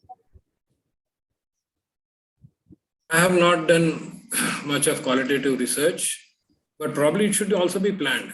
It can be done, is it not? With the research methodology training and all that. And these days, only thing is the evaluation of the information requires a more systematic way. One needs to extract the themes out of that particular narrative which the patients or the relatives or the subjects participants give. And there are some software also available. But one should learn this new software. And then again, these softwares are not free. Some of them are. And one need to see how we can extract themes out of it. The evaluation analysis is more difficult in the qualitative studies. Keeping that in mind, definitely I think we should do also qualitative studies. Something new will come. There is one more question by Dr. Vanapalli Varaprasad. Good evening, sir. Please clarify regarding the utility of formats for RQ other than Picards. Thank you once again for the clarification of the study and ads with much controversy raised in social media. I am not able to get the question. What are the acronyms? Varaprasad, kindly, what is the acronyms he has said? Sir, Picards already had explained, sir. RQ, I really didn't understand. Maybe it may be a research question, sir. Please clarify regarding the utility of formats for research question. Well, exactly what is the question? I'm not able to get it. Yeah. Can you read that again if you're sorry for that? Good evening, sir. Please clarify regarding the utility of formats for RQ other than Picards. Thank you once again for the clarification on the study on ads with much controversy raised in social media. Okay. Thank you, Varaprasad. I think PICOT is the one which is most commonly used. If suppose you are planning for a qualitative study, then these things are not that important, is it not? Because you are just looking at the raw information you are trying to get from the participants. So there, I don't think that PICOT really applies. So that is one instance where I can think that PICOT may not apply. Thank you, sir. Now I request Dr. Kishan, sir, to give his comments. Wonderful talk and the interaction also. People, most of them participants I'm observing are junior young doctors, young psychiatrists, as well as researchers like Pani Prashant, Sri Lakshmi and Shekhar sir, and Rashekar, already past editors. And HODs are there, like Mayurnath and Professor Minhaj, all these things. So various, coming to the comment, I want to start with the permission of Sai Krishna as well as President George Reddy. I want to share this point with all senior colleagues also. I read one book written by Gopichand, who is a Kashmiri Pandit, and published by Cambridge Press, which was translated to Telugu from East Godavari, one author. The name of the book is World Crisis. That is translated in Telugu, Vishwa Sankshobham. So whole book was thoroughly narrated the suffering of what is happening in the world, the problems in journalism, problems in different professions, organizations, ruling sections, and types of ruling, democratic, communistic, then the polarization in the world, religious, so many things. He analyzed everything. So what is this problems? What is the end for the problem? He concluded this problem is not in the world, it is in the human mind. Whatever the problems in human mind is reflecting in the outside world. So the ultimate solution has to be given by the scientist of the mind will settle the issue. That is the conclusion of the book. I don't know who is the scientist of the mind. I think senior people has to question whether the psychiatrist or, as I've seen, a lot of neurologists are done research in the science of mind. So coming to that is the necessity of lot of research, not only in illness and wellness, because normal population also. So how they excel in the life with the available neuro, whatever the hardware we have, and how to improve. And here the among the participants, the senior colleagues, and so the way I developed an area of, some person should, every researcher first, Anand told, the first you should have an interest and something there in your mind of searching nature, and should have an overview of psychiatry, all maybe a psychology track, maybe normal psychology and different schools of personality theories and psychotherapies.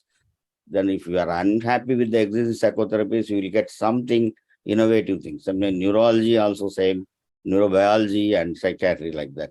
So lot of there are private practitioners, there are academicians, as well as after earning money, private practitioners, what to do, what is your, so many persons are telling a social responsibility. A lot of corporates are telling social responsibility. What is our social responsibility? I think it is what is academic responsibility, or we are practicing on existing science. So what is your giving back to the existing science of psychiatry, maybe in illness or wellness? So a person should have overview of the subject, overall grip over the subject, and he should develop an area of interest. I developed my area of interest somewhere by attending workshops in the APA, maybe in complementary alternative medicine, yoga, and spirituality in US. Slowly reviewing, attending the same lectures, recording the sessions, listening, listening. Then you will develop a grip over one part of area. So every psychiatrist, I think youngsters should carry whatever the answer says. You try to develop an area of interest and develop. I think there are a lot of databases available now in IMH and Asha Hospital, Chetana, and individual doctors in Karimnagar. Every doctor is now started collecting the database, and the institutions are having their databases to analyze the databases available, and developing some area of interest, and you develop your own reviewing the things and developing a research question thing into putting into a method, a format, and it may be a course of illness. You are taking a maybe in etiology or course of illness, maybe prognosis, maybe then, and whatever the different types, maybe a cohort study or maybe RCT or whatever, a randomized control study, different studies. Then after that, at least you have to contribute something to the existing science, maybe in illness domain, what we are doing day-to-day practice, and even in wellness also, how to preventive area of that is primary prevention, secondary prevention, tertiary prevention. I think youngsters will, this is a very useful talk to practitioners as well as youngsters to develop a responsibility, academic and professional responsibility, to commit yourself to give back something to the existing science. I think Indian minds are something different. We can analyze something little abstract things. We are still going Western books, Kaplan, whatever the textbooks now we are reading from West. I think Eastern, our research is, I think the research community should be developed, and I think 10%, at least some professionals to take as a research as a career. And I think with this comments, and I think I'm congratulating Telangana State Branch President and EC and other all state Telangana to continue the spirit of this type of lectures. And Anand sir is always available to us. Not only Anand sir, other senior colleagues like Chandrasekhar are there to guide us to now we are increasing the members in Telangana. I think we'll continue the mission of series of lectures in research like this. And thank you very much for giving opportunity for the TSB, for chairing the session of Dr. Anand. Is a wonderful teacher to me, and I got his blessings in various domains of my life. Thank you, sir, for presentation. Thank you, George, and thank you, all senior persons, and Chandrasekhar sir, and all seniors continuously listening since the beginning. Over to Sai Krishna and George Reddy. Sai, are there any more questions? Sir, there are a few more questions, sir. Yeah. Dr. Bollapalli Preetiswaru, can the senior psychiatrist take up a prospective study rather than retrospective study or meta-analysis? You take up any type of study. Only thing is, why senior psychiatrist, you yourselves can take up, and then it can be collaborative always. Okay.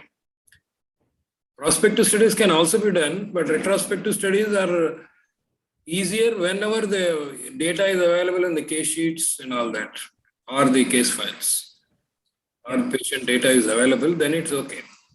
Otherwise, retrospective study itself can be quite problematic.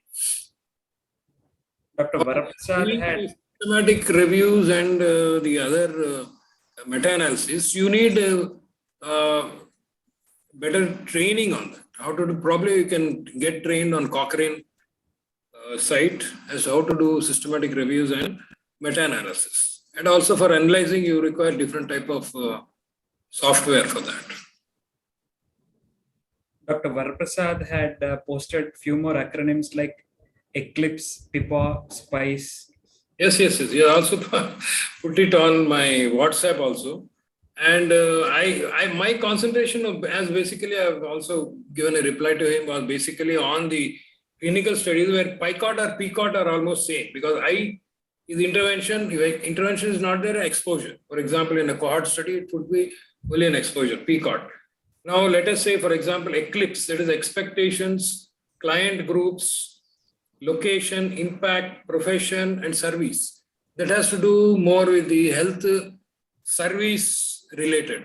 So, it may not always be health service, any service. So, that is not actually a clinical type of study which my focus was on today, but such things can also, as it because the acronyms are being expanded, and PIPOH, that is population, intervention, profession, outcome, healthcare settings.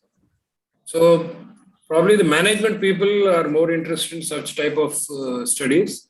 And SPICE, that is setting, perspective, intervention, comparison, and evaluation. So I think that again, these are different types of studies which are done, and most probably for management people it is applicable. There is a last message, sir, from Dr. Rajshekhar, sir. Despite of RCBC South Zone program, sir had attended this program, sir. He had just a congratulatory message. Thank you, Anand, sir. As usual, an excellent talk, especially the critical way you dissected those controversial papers. Regards, Dr. Rajshekhar. Thank you so much. Yeah. There ends the question and answer session. Over to Dr. George Reddy, sir. Yeah. Sorry, thank you. Dr. Anand, sir, I think it was an excellent presentation, sir.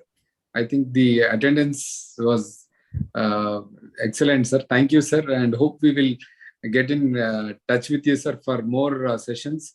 And I will request Sai to take up many more topics, and we would expect Anand, sir, to give a talk on statistics also, sir, your favorite subject in the future. And I thank all the seniors. I thank for this wonderful evening, and I request Dr. Minhaz to propose the vote of thanks. Thank you, Dr. George. I would like to thank Dr. Anand sir for enlightening us, not only the students, PG students, but also HODs and professors and assistant professors like us, how to do research and how to generate questions and how to go about it. Thank you, Anand sir, for your excellent presentation and your enlightenment to all of us. I would also like to thank Dr. Uma Shankar sir and Dr. Kishan sir for chairing the session and gracing the occasion. I would like to thank Dr. Sai Krishna who was not only moderator but also instrumental in bringing up this activity. I would like to thank all our EC members, especially President Dr. George Reddy sir, for starting taking such a thing containing CMEs online, proposing CMEs every month for enlightening psychiatrists as well as our PG students from comfort of their home. Thank you, Dr. George Reddy sir. I would also like to thank Chandrasekhar sir and all the seniors who have attended, taken out time on this Sunday evening and attended the program. All the audience, all the PG students from not only from Telangana but also outside Telangana. Thanks a lot for your attendance. This means a lot for us. I would like to thank Anil Martin for giving technical support, and last but not least, Ambitus Pharma for sponsoring the event. I thank one and all. If I have forgotten someone, please excuse me. Thank you. I think we can close the session. Yes. Thank you. Thank you, sir. Thank Thank you. you, Anand sir. Thank you, sir. Thank you, Anand sir. Thank you, Kishan sir, Umashankar sir, George sir, Vinay sir, and all the seniors, sir. Thank you, sir. Shankar sir. Thank you, sir.